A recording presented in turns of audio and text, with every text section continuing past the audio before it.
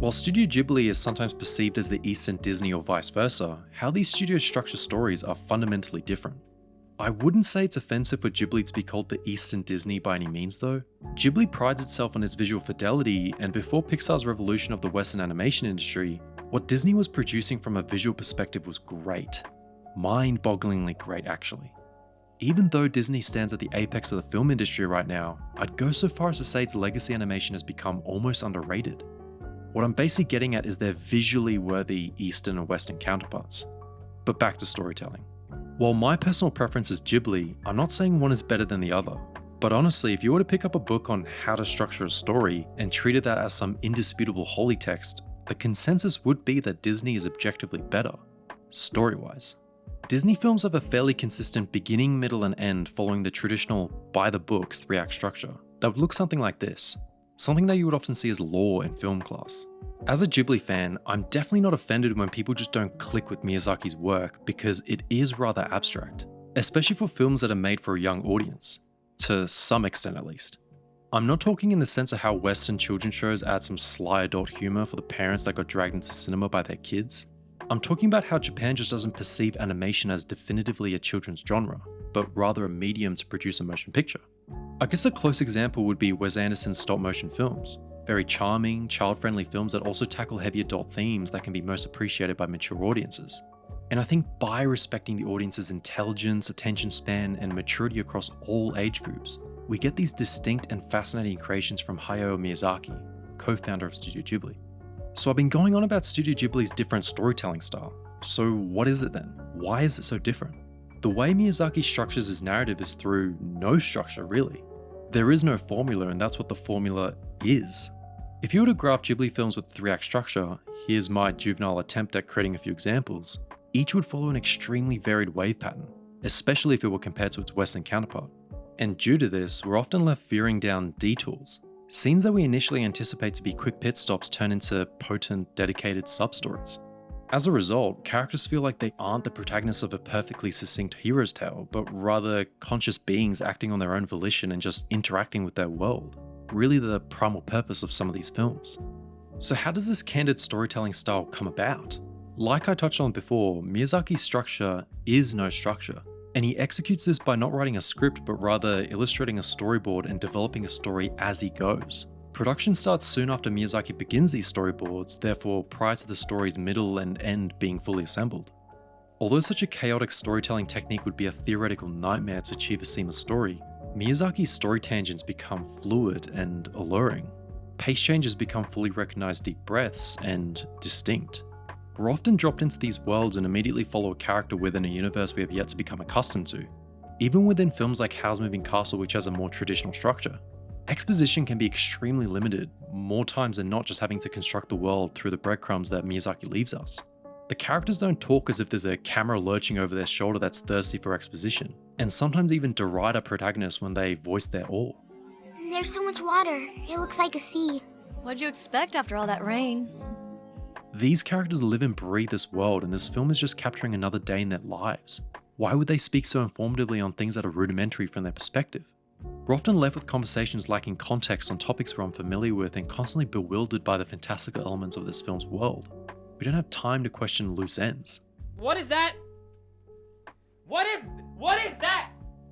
What is that thing? We have to accept these abstract elements as is to keep up.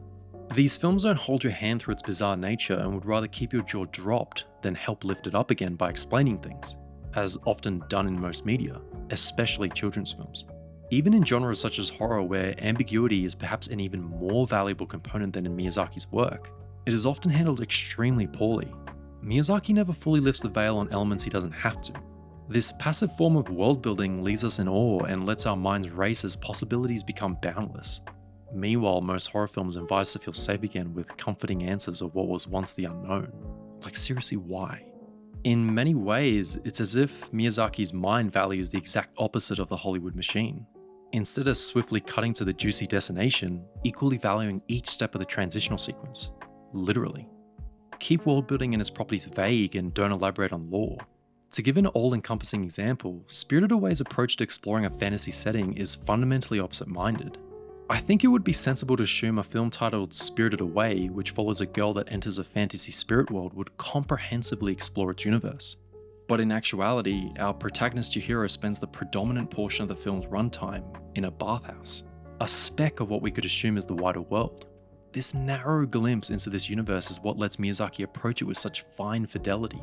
Through the course of the film, this little corner of this bigger world becomes fully realized, exploring every nook and cranny of its essence, letting it become an almost tangible, breathing, beating being, a character in its own right.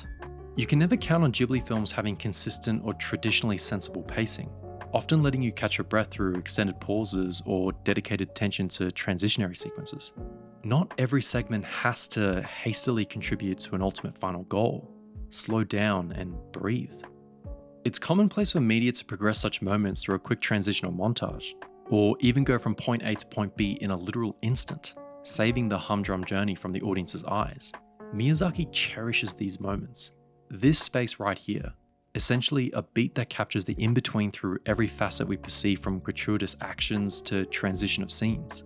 He uses it as an opportunity to further characterize the world as well as its inhabitants, further humanizing subjects and immersing us through each new fragment of scenery. Miyazaki has a word to summarize this element: ma, roughly Japanese for emptiness or interval. He clapped his hands in an interview and explained, "The time in between my clapping is ma. If you just have non-stop action with no breathing space at all, it's just busyness. But if you take a moment, then the tension building in the film can grow into a wider dimension. If you just have constant tension at 80 degrees all the time, you just get numb. You know, moments that would usually be cut from a streamlined script intending to only capture beats that progress the primary story." Ma is somewhat analogous to liminal spaces, a rather popular piece of internet eye candy.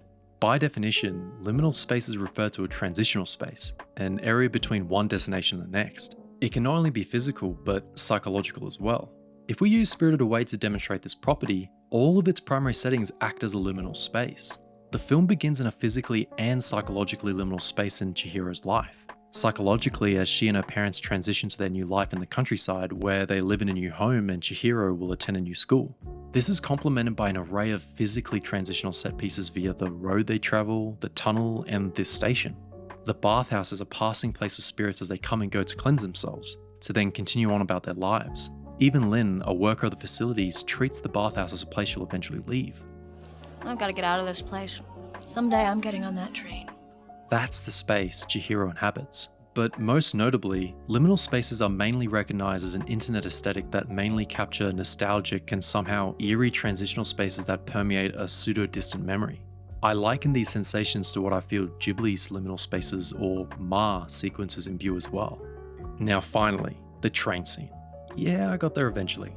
This single scene encapsulates Miyazaki's storytelling values through a perfect exhibition of all points I've detailed thus far. If this scene was treated traditionally like this,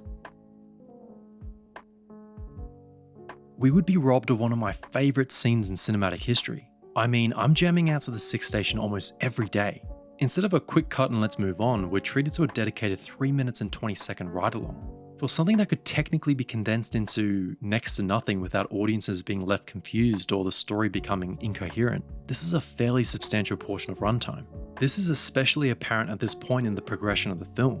If we follow the 3-act structure, we should be somewhere around here.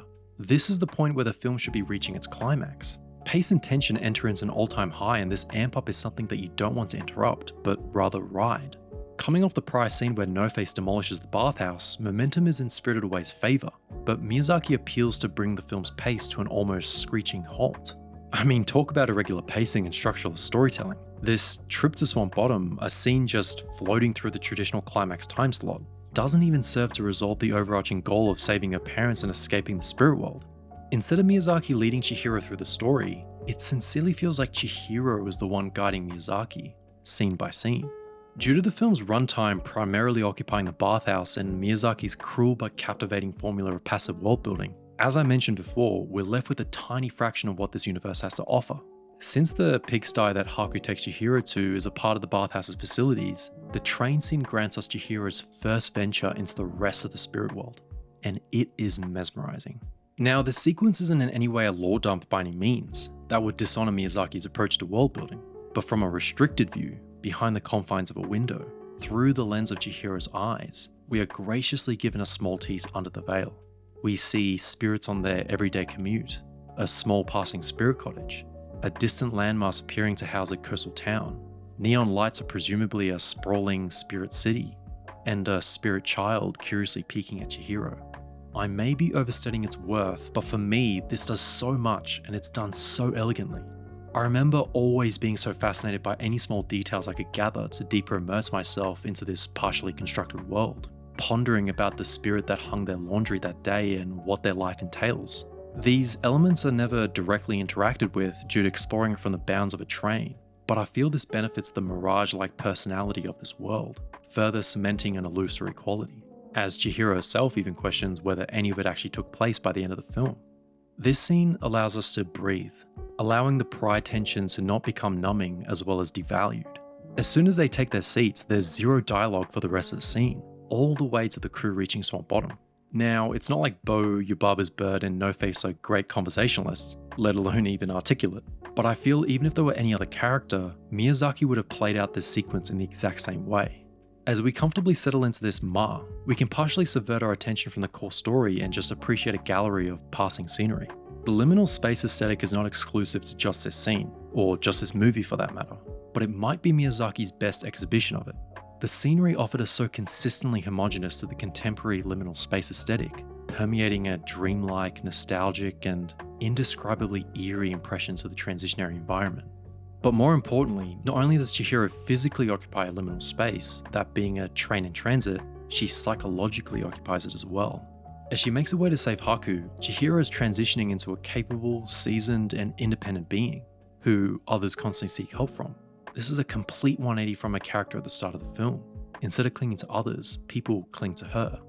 If the moment just earlier where Lin apologizes to Chihiro for basically suggesting that she was incapable wasn't enough to validate her growth, it is very much cemented in this single shot. Somehow with such marginal detail, Chihiro's expression is transformed into that of a determined leader. For some reason, the English voiceover felt the need to annotate this character development in the closing seconds of the film. As the car drives away, the English dub adds, "A new home and a new school? It is a bit scary." I think I can handle it. Why? Why did the Western production team feel the need to pamper us? Oh, it's too convoluted for a silly cartoon. We can't have quiet for more than 2 seconds. Are you crazy? The clarification is right here. It's all right here. This scene really embodies what it means to be Ghibli and not any other animation studio. There's a point where auteurs transcend, when you can watch any of their given work and you know it's theirs. Sometimes the signature is conceptual, sometimes it's visual, sometimes it's tonal. In this case, where all these properties elegantly harmonize, we get a scene that's the epitome of Miyazaki's craftsmanship, and in my humble opinion, his crowning achievement. Yes, another video. The last one took so long to make, so I'm glad to just get this one out a bit faster. I'm hoping I can make more content around this length, maybe even a bit shorter, because that Batman analysis was just a monster. I do have an idea for a video that might match that one though. I guess we'll see. But anyway, if you enjoyed this video, please click the like button, it helps out a lot. And if you want to see more content from me in the future, please subscribe. Thank you and cheers.